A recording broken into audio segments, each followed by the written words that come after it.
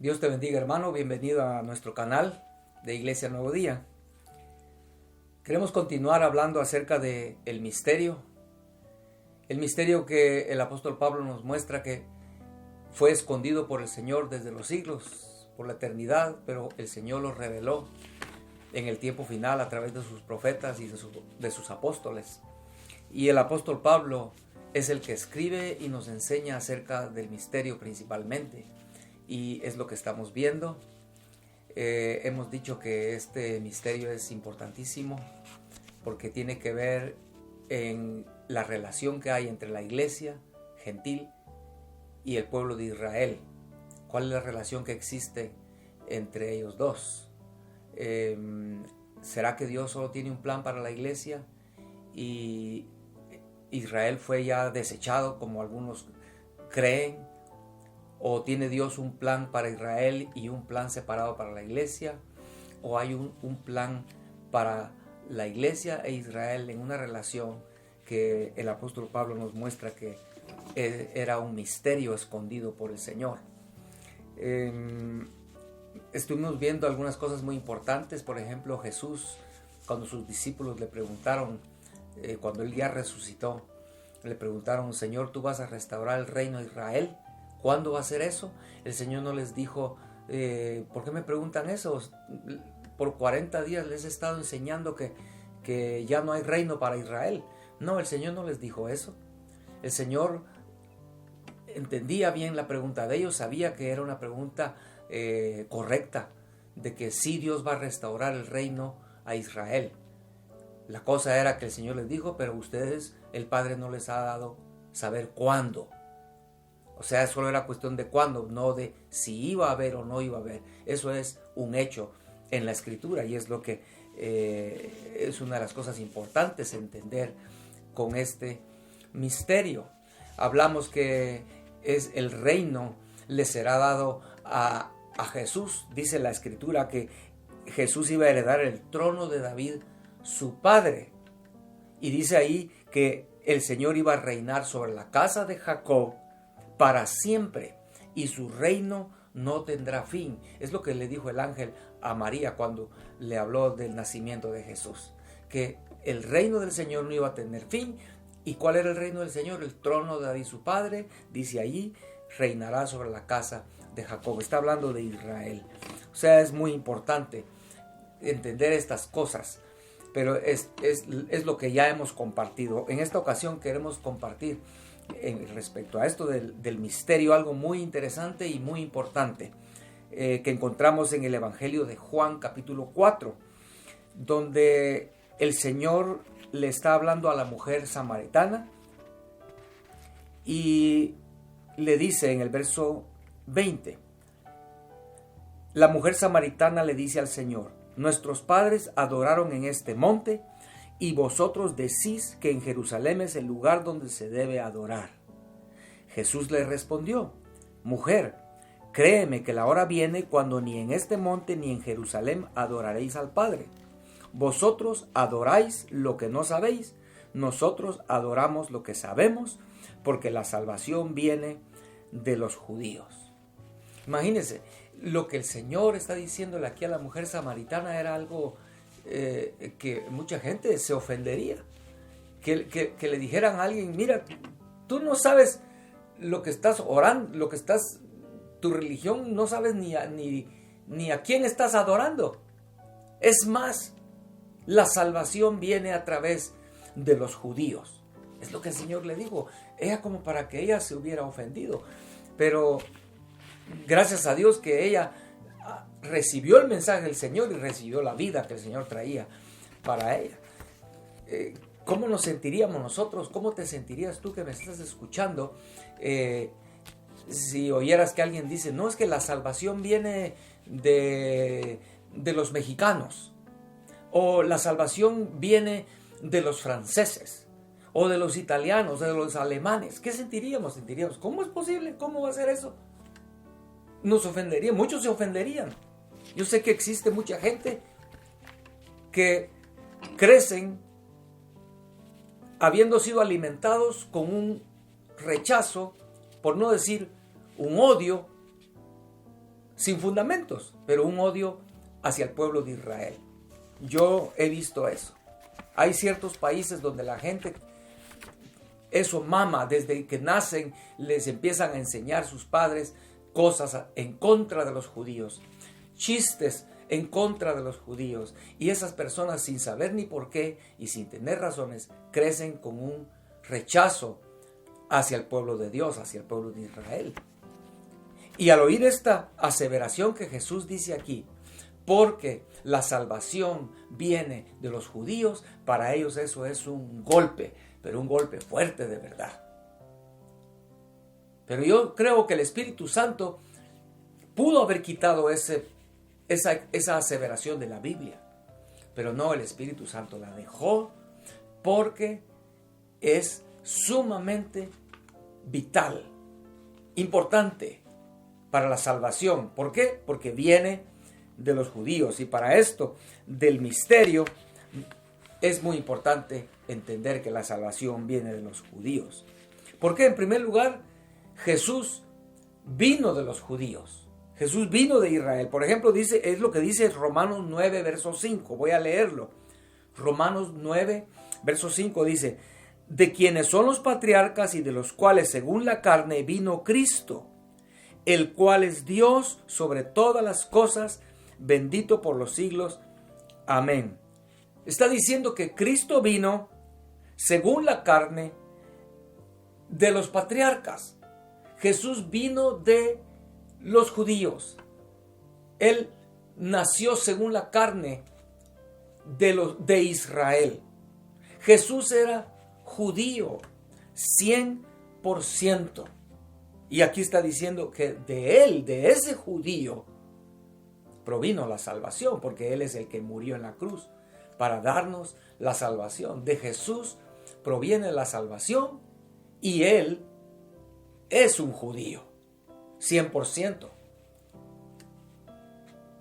Otra cosa importante de esto, este judío dejó a 11 judíos como encargados de llevar su mensaje, el evangelio, su doctrina. Y estos 11 judíos, luego encontramos 120 en el aposento alto. O sea que la salvación, es lo que estamos viendo aquí, viene de los judíos. Pero no apague el canal, no se salga todavía, porque esto es muy importante. Tal vez usted se está ofendiendo, pero es muy importante entenderlo. Como vimos el domingo pasado, Dios decidió salvar solo una familia. Si usted no lo escuchó, puede escucharlo, buscar el misterio parte 3 aquí en el canal y puede encontrar cómo dice allí que Dios decidió salvar solo una familia, y esa familia era la descendencia de Abraham. Abraham iba a ser una bendición para todas las naciones, y solo los que entren a la familia de Abraham y sean de la familia de Abraham serán los que alcancen esa salvación. Por ejemplo, Romanos 15, 26, para ver esto. ¿Cómo es que Abraham, la descendencia de Abraham, está bendiciendo a todas las familias de la tierra? Porque aquí dice Romanos 15, verso 26. Está hablando de cuando las iglesias en Macedonia y Acaya, que eran gentiles, ellos enviaron una ofrenda a los hermanos en Jerusalén. Dice así, porque verso 26, Romanos 15, porque Macedonia y Acaya tuvieron a bien hacer una ofrenda para los pobres que hay entre los santos que están en Jerusalén, pues les pareció bueno y son deudores a ellos. Porque si los gentiles han sido hechos participantes de sus bienes espirituales, deben también ellos ministrarles de los materiales. Aquí en esto que acabo de leer, usted está leyéndolo en su Biblia, hay una palabra bien importante, es que los gentiles, está diciendo, fuimos hechos participantes de los bienes espirituales de los judíos. Vemos, la salvación viene de los judíos, y a nosotros se nos permite ahora, debido a la venida de Cristo Jesús y a lo que Dios hizo y al plan de Dios, que a través de la descendencia de Abraham íbamos a ser bendecidos, que ahora nosotros como gentiles podamos participar. Aquí está Israel, los judíos, con la bendición de Dios, Cristo Jesús, el Mesías, y nosotros los gentiles venimos aquí y participamos ahora de esa bendición espiritual de ellos. Es lo que la Biblia nos está enseñando. Cuando Jesús le dice a la mujer samaritana, la salvación viene de los judíos, está hablando de una salvación que aún está por manifestarse. Lo encontramos en Primera de Pedro, capítulo 1, verso 5. Si usted quiere leer conmigo ahí, Primera de Pedro 1:5 dice, que sois guardados por el poder de Dios mediante la fe para alcanzar la salvación que está preparada para ser manifestada en el tiempo postrero. Amén. ¿Será que hay dos salvaciones?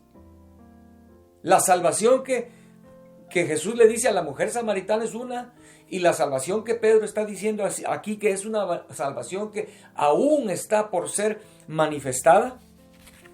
¿En el tiempo del fin va a manifestarse esa salvación? Definitivamente no.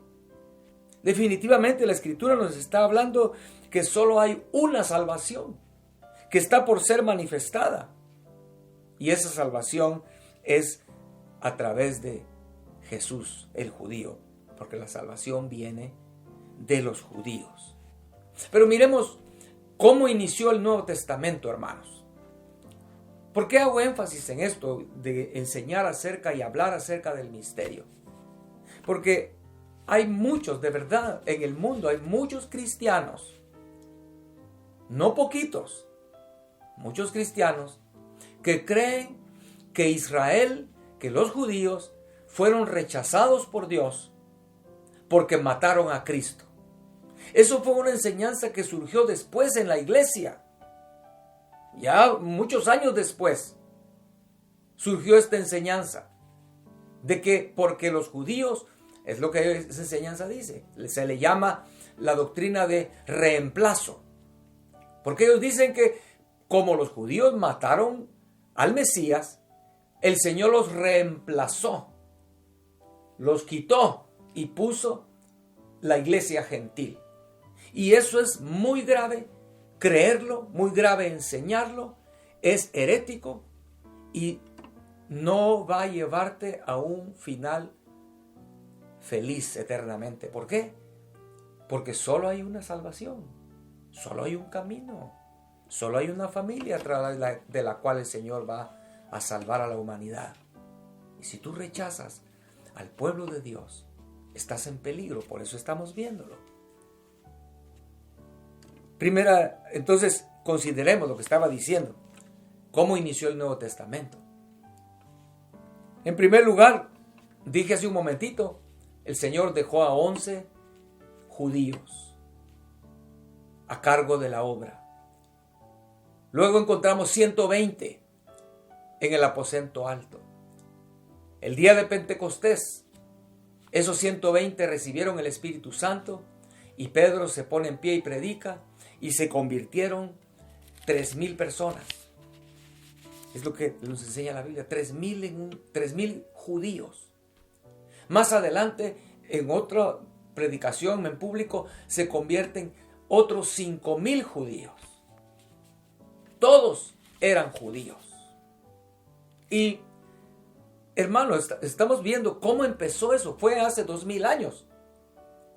Y todos estos miles de judíos convirtiéndose al Señor, creyendo en Jesús como su Salvador, asistían al templo todos los días y practicaban de las cosas que se hacían en el templo, participaban de las cosas del templo. O sea, ellos siguieron guardando esas cosas, haciendo esas cosas. Todos eran judíos, seguían reuniéndose en el templo. Lo dice, voy a leer varios versos. Hechos 2:46. Perseveraban unánimes cada día en el templo, dice.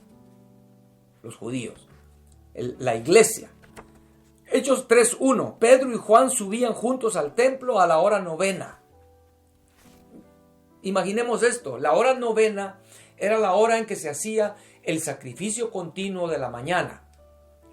Y en ese sacrificio continuo de la mañana se ofrecía un cordero sobre el altar. Y dice aquí, Pedro y Juan subían juntos al templo a la hora novena, a la mera hora del sacrificio. Ellos iban allí. Hechos capítulo 5, verso 42 dice, y todos los días en el templo y por las casas no cesaban de enseñar y predicar a Jesucristo. O sea, todos los días iban al templo y luego se reunían por las casas. Era una iglesia que estaba con el fuego de Dios encendido en ellos. Era una iglesia gloriosa, pero asistían al templo. Es más, dice la Biblia que el apóstol Pablo en el capítulo 22 de Hechos entró al templo y en el templo Dios lo visitó. Dios no estaba en contra de eso. Dios seguía manifestándose allí. Tuvo un éxtasis el apóstol Pablo ahí en el templo. Fue hasta el año 70 cuando los romanos destruyeron el templo que ya no pudieron asistir al templo y ya no hubo templo. Se acabó. Y la iglesia siguió adelante. Pero la iglesia del Nuevo Testamento empezó de esa manera, hermanos. Y estos pasajes lo que nos demuestran es que la iglesia en el principio estrictamente estaba compuesta de judíos. No había ni un solo gentil. ¿Por qué? Porque en el templo no se permitía entrar gentiles. Entonces, eso nos está demostrando. Tal vez usted va a oír por otro lado otras ideas, ¿verdad? De que no, que en el templo habían gentiles. No, en los primeros años no hubo gentiles. Y eran miles los que conformaban la iglesia. Es más, mire hermano, ese grupo de judíos que iniciaron, que llegaron a ser varios miles, la Biblia les llama iglesia. Y voy a leer algunos versos, por ejemplo, capítulo 2, verso 47 de Hechos. Capítulo 2, verso 47 del libro de Hechos dice, alabando a Dios y teniendo favor con todo el pueblo, el Señor añadía cada día a la iglesia los que habían de ser salvos. Es capítulo 2. Fue en el mero inicio. El Señor llama iglesia a ese grupo. Luego, capítulo 5, más adelante. Ya había pasado más tiempo. Capítulo 5, verso 11. Y vino gran temor sobre toda la iglesia y sobre todos los que oyeron estas cosas. Fue cuando pasó lo de Ananías y Zafira en el capítulo 5 de Hechos. Dice ahí la Biblia que vino temor sobre toda la iglesia. Entonces, yo no entiendo cómo puede ser que esta gente que dice que el Señor rechazó a Israel, rechazó a los judíos, pueden pensar que esta iglesia fue rechazada y ahora solo existe la iglesia gentil. No, la iglesia era esta iglesia de judíos a quienes o donde a los gentiles se les permitió entrar, como leímos hace un momento, ¿verdad? Y participar de las bendiciones espirituales de esa iglesia judía. Otro verso es capítulo 8, verso 1 de Hechos también. Dice, y Saulo consentía en su muerte. En aquel día hubo una gran persecución contra la iglesia que estaba en Jerusalén. O sea, Saulo consentía, dice, en la muerte de Esteban, y dice, en aquel día, cuando Esteban murió, y aparece por primera vez en la escritura Saulo, que llegó a ser Pablo, el apóstol Pablo, dice, en aquel día hubo una gran persecución contra la iglesia que estaba en Jerusalén. Amén. Fue hasta 8 años después aproximadamente, en la cronología del libro de los Hechos, que se convirtió al Señor Jesucristo el primer gentil. Cuando el Señor, de una forma muy milagrosa, hizo que un gentil fuera el primero, y después de ese gentil muchos más y muchos más y muchos más, hasta el día de hoy, donde la iglesia gentil es de millones. Muchísimos cristianos han habido de estos 2000 años, gentiles. Y la iglesia formada con judíos vino a ser un número muy pequeño comparado con el número de gente. Por eso es que surgió esta idea, ¿verdad? Y doctrina de decir, no, ya no, los judíos ya no. El Señor ya se olvidó de ellos. Pero eso no es cierto. Entonces, en Hechos encontramos que se convierte el primer gentil. Y vamos al capítulo 11 de Hechos.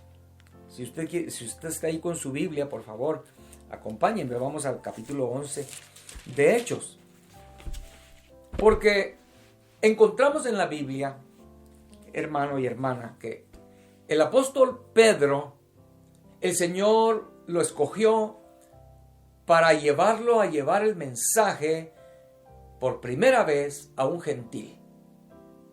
Entonces Pedro, quien era un judío 100%, nunca había ido a la casa de un gentil.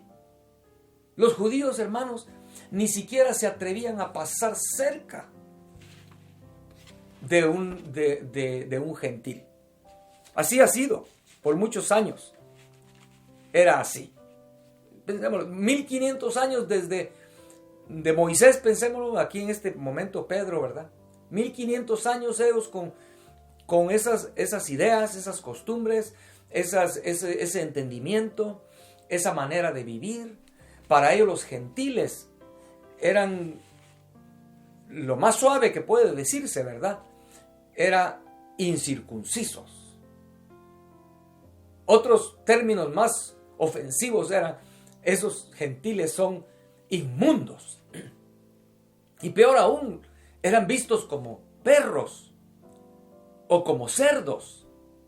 Imagínense entonces, para que el Señor convenciera a Pedro de ir a visitar a un gentil y llevarle el mensaje, el Señor le torció el brazo a Pedro, dándole una revelación 3 veces, la misma revelación. Le dice, en esa visión o éxtasis que tuvo Pedro, el Señor le muestra animales de toda clase y le dice, Pedro, mata y come. Y Pedro le responde, Señor, nunca ha entrado nada inmundo en mi boca. Y el Señor le dice, Pedro, no le llames inmundo a lo que yo he limpiado. Y eso sucedió 3 veces, dándole a Pedro el mensaje de que era un mensaje de Dios. El número 3 habla de divinidad de Dios. Es de lo que habla el número 3. Entonces Pedro entendía que esto era Dios el que le estaba diciendo, que no llamara inmundo lo que él había limpiado y purificado. Entonces, en ese instante que Pedro tiene esa visión, tocan la puerta en el lugar donde Pedro estaba hospedado. Y eran unos gentiles, diciéndole que su amo los había enviado y que quería que Pedro fuera a su casa. Y Pedro tuvo que entender que era Dios el que estaba moviéndolo. Entonces Pedro va a la casa de Cornelio, este gentil. Se convierte Cornelio, se convierte en su familia, y muchos que estaban ahí presentes aceptaron el evangelio. El Señor los bautizó con el Espíritu Santo y Pedro los bautizó en agua. Todo eso pasó. Entonces llegamos a Hechos capítulo 11. Cuando los discípulos se enteraron, hermano, fue una sorpresa, un golpe. Dijeron, pero ¿cómo es posible que Pedro haya entrado a la casa de un inmundo? No puede ser. Leamos verso 3 del capítulo 11 de Hechos. Le dijeron, ¿por qué has entrado en casa de hombres incircuncisos y has comido con ellos? Vemos la preocupación de ellos. Era la iglesia del principio, hermanos. Eran judíos. Entonces dice la Biblia que Pedro les explica a ellos todo lo que pasó. Cómo Dios se movió, cómo Dios le habló sobrenaturalmente. cómo cuando Pedro les llevó el mensaje, el Espíritu Santo cayó sobre ellos cuando Pedro ni siquiera había terminado de hablar.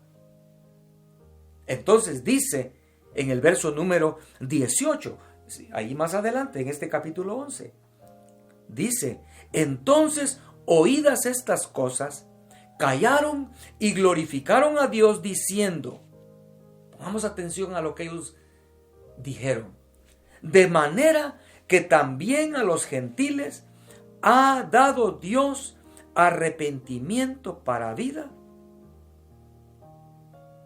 Amén.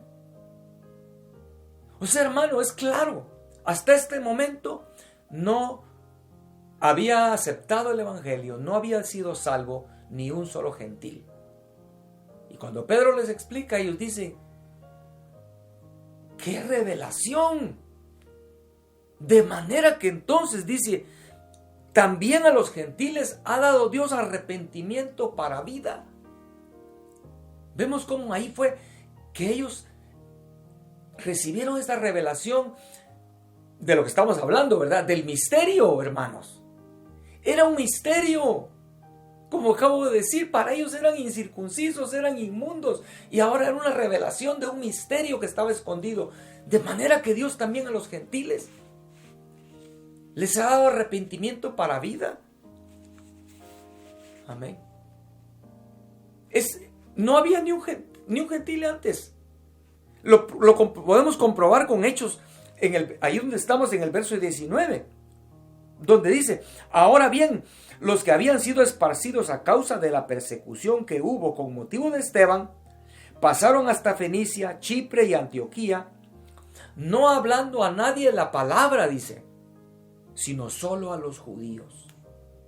O sea, en este capítulo 11 que estamos viendo, ¿verdad? Ellos no le predicaban a nadie, estrictamente solo a los judíos. Y cuando Pedro les muestra lo que el Señor hizo, para ellos fue una revelación de el inicio de la revelación de lo que era el misterio. Amén. Amén. Gloria al Señor. Quiero volver a leer Romanos 15, verso 26, lo que le dije que era importante, donde dice que los gentiles han sido hechos participantes de los bienes espirituales de los judíos. Lo que Jesús dijo es real. La salvación viene de los judíos. Amén. Amén. Podemos pensar en el impacto, ¿verdad?, de esos judíos. Y ahora, ¿quién va a ir de puerta en puerta hablándole a los gentiles? Yo no. Porque ellos estaban, hermano, así nacieron, crecieron por generaciones. Ni acercarse a la casa de un judío. Hace años que estábamos en un aeropuerto y un judío, de esos judíos ortodoxos con un sombrero negro, todo vestido de negro, sus canelones aquí, ya era un señor grande de edad. Él estaba tratando de subir su maleta al carrito en el aeropuerto, pero el carrito se le movía. Y mi esposa estaba cerca y se le hizo fácil detenerle el carrito para que él no se le moviera.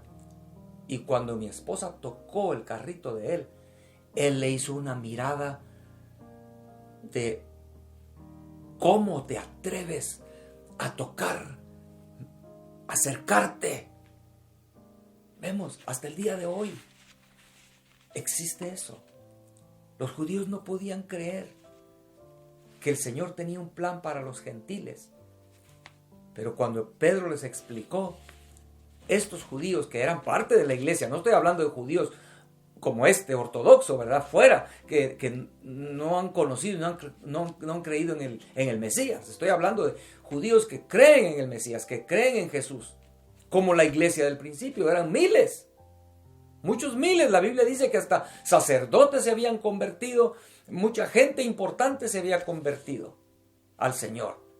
y se hicieron parte de la iglesia. Amén. Entonces, hermanos, seguramente que cuando Pedro les dio esta gran revelación, no estaban dispuestos a ir a enseñar y a tocar puertas en las ciudades de los gentiles. Era algo difícil para ellos, que iba a llevar mucho tiempo. Y vamos a verlo más adelante, cómo ellos fueron entrando a ese entendimiento. Pero el Señor tenía preparado un vaso para predicarle a los gentiles, y es el apóstol Pablo. Él es el vaso que Dios escogió. Hermano y hermana que me estás escuchando en esta transmisión hoy, ¿tú eres cristiano? ¿Tú eres bendecido por Dios? ¿Tú has encontrado en este camino del Evangelio de Jesucristo bendición para tu vida, para tu familia? ¿Tú estás seguro que a través de esta bendición en Cristo Jesús, Él pagó por ti para darte salvación e ir al cielo? Hermano, yo quiero invitarte a que le demos gracias a Dios de que esas cosas eran bendiciones espirituales de Israel, de los judíos. Y Dios a nosotros nos permitió participar de esas bendiciones. Y es más profundo que eso, y lo vamos a ver en la próxima vez, el próximo domingo. Más profundo aún, pero solo con esto quiero invitarte que le demos gracias a Dios. Señor, yo te doy gracias por la bendición que me has dado a través de tu Hijo Jesucristo. El gozo que me ha dado, la paz que yo disfruto, la bendición que veo en mi familia, en mis hijos. Gracias, Señor, por la vida eterna que hay en tu Hijo Jesucristo. Señor, gracias porque todo eso era la bendición espiritual de Israel, de los judíos, y tú a mí me has permitido participar de esa bendición de ellos. ¿Me comprendes, hermano? Tal vez tú estabas ¿en qué país? Del otro lado del mundo, lejos de Israel. Pero nos dio Dios la oportunidad de participar de la bendición de Abraham, de las promesas a su descendencia. Dios nos ha permitido a nosotros participar. Es lo que quiero invitar a que oremos y juntos le demos gracias a Dios por esa gran bendición. Señor, en esta hora a ti queremos agradecerte que aunque nosotros estábamos muy lejos, Señor, quizás la mayoría de los que estamos ahorita orando, estábamos del otro lado del mundo, lejos de Israel, lejos de las bendiciones que tú le has dado a tu pueblo a través de su Mesías, Jesús, quien es judío. A través de los judíos hemos nosotros recibido la salvación. Nos has permitido participar de sus bienes espirituales. Como leímos hoy, Señor, somos deudores a ellos. Abre nuestros ojos, por favor, para ver eso. Y para que en nuestras oraciones, en nuestro corazón, surja un anhelo de buscar el bien de tu pueblo. Orar por ellos. Orar por tu pueblo, Señor. Pedirte por ellos, sabiendo que somos deudores a ellos. Padre, gracias te damos una vez más. Gracias por habernos hecho partícipes de los bienes espirituales de los judíos. Gracias, Señor. Amén. Dios te bendiga, hermano. Nos vemos el próximo domingo. Amén.